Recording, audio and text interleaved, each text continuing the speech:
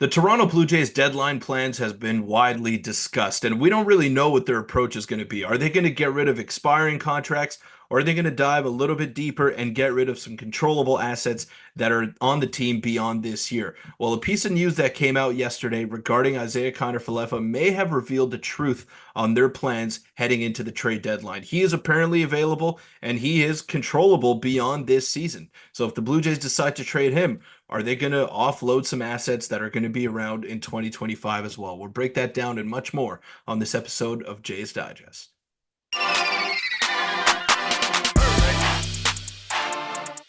What's up, Jays fans? I'm your host, Peter Vryonis, alongside host Nick Gosse. And before we get into the video today, I want to let you know that it is sponsored by Rentals.ca. And Rentals.ca is a massive supporter of Team Canada in their pursuit of defending their home court heading into the Olympics. While they've been supporting our national team, they've also been helping thousands of Canadians find their home floor all across the country. Whether you're in cities like Montreal, Toronto, or Vancouver, or anywhere from coast to coast, they have a ton of options to find the perfect place at the right price for you. Yeah, and the best part is their website is super clean. It's super easy to use. You can pinpoint exactly on the map where you want to move, and finding all the options is right at your fingertips. It's the best option for you guys. They've been supporting us for a while, so find your home court with Rentals.ca. You can check out their website in the pinned comment or the description as well. And they've been big supporters of us, big supporters of Team Canada, so make sure to check them out. And thank you to Rentals.ca for sponsoring this video. But Peter, we have some interesting news to discuss surrounding Isiah Kiner Felefa, and this one is very interesting. It was actually a report that dropped just yesterday from, I believe, Robert Murray. We're about to see it here. It was on his Baseball Insiders live stream, and he said the Blue Jays are listening to offers on Isiah Kiner Felefa. And he is a guy, and you look at his stats, he's been very good this year until he got injured. But Peter, this kind of changes everything for the Jays in the sense of if they decide to move some of their controllable assets, we might be going into a full-on, not rebuild necessarily, but a very interesting retool scenario here because Kiner Falefa did sign a 2-year deal. He has 1 more year left on his contract after this, and a team would give up, I think, a decent asset for Isiah Kiner Falefa. We'll get into his stats in a minute, but he's having a bit of a breakout year at the hitting side, and he is only 29 years old, even though it seems like he's been around forever. Yeah, and he's a Gold Glove caliber defender wherever you decide to put him, whether it's at third base, second base, even shortstop as well. He's a fantastic defender. And like you said, Nick, he's having the best offensive season of his career. So he definitely will have some value as a super utility guy to a contender. And yeah, maybe the Blue Jays are heading in this direction because they still want to keep Vladimir Guerrero Jr. They still want to keep Bichette. And I was listening to Steve Phillips today, a former GM in Major League Baseball, and he said that 2025 has to be the year where the Blue Jays just push all the chips in the middle of the table. And he means by spending an exorbitant amount of money in the offseason, by trying to acquire the assets that you need to go out and become a World Series contender, because they've proved it that maybe with this core leading them into the playoffs, they're not going to get much done. And I'm talking about Vladdy, Bo, and George Springer. And you're still going to keep your assets like Kevin Gausman and Chris Bassett and José Berríos. That's a pretty formidable 1, 2, 3 in your rotation. I know they have been up and down this season, but for the most part, those guys are pretty reliable and they're there every fifth day. Like you know where they're going to be and you know what you're getting out of them. So I think the Blue Jays have a decent building block here, and if they can get some assets for Isiah Kiner Felefa, for Jimmy Garcia, that helps them maybe set up a trade for next season and try to trade some prospects. So I don't know. They want to be competitive in 2025, and by doing that, I think you got to get rid of players that maybe have peaked this season, like a Jimmy Garcia or an Isiah Kiner Felefa, and try to come back even stronger next year. IKF's been a great player, but as an everyday third baseman, I don't know if he's just going to cut it for a World Series team.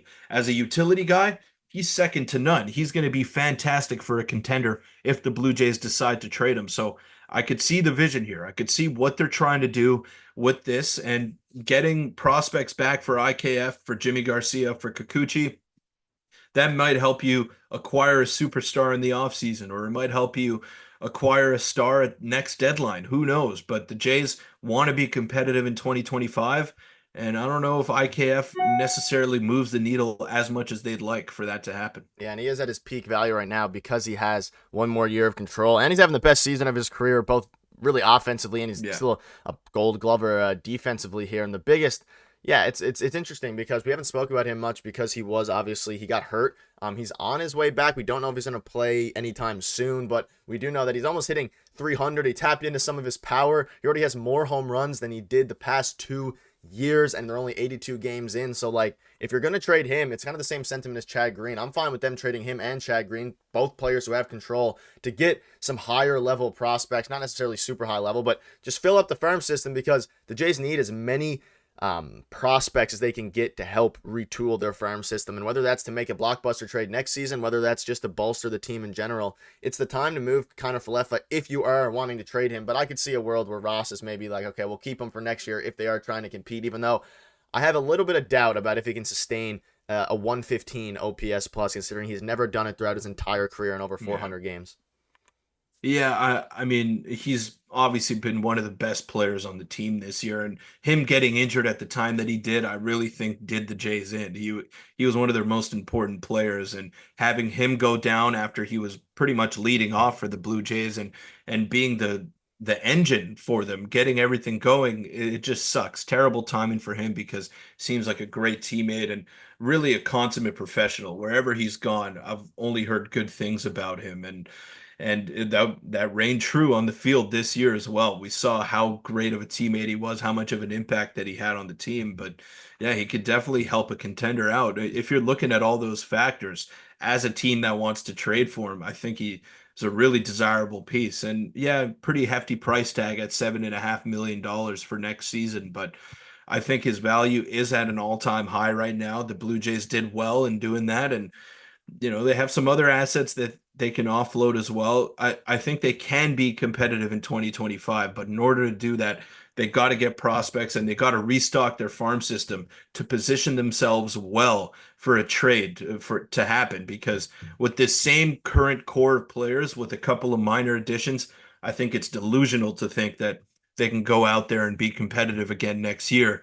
But if you get some assets and maybe a couple of top prospects and you beef up your farm system, I think you put yourself in a really good position to go out there and make those game-breaking moves that we've seen Ross Atkins make in the past. He has made some big trades, and the Blue Jays have made some blockbuster moves per se, but we haven't seen it in the past couple of years. And it's shown in the results that they've gotten in their past couple of seasons. Yeah, now we're 5 days away from a deadline that's very important for the Jays.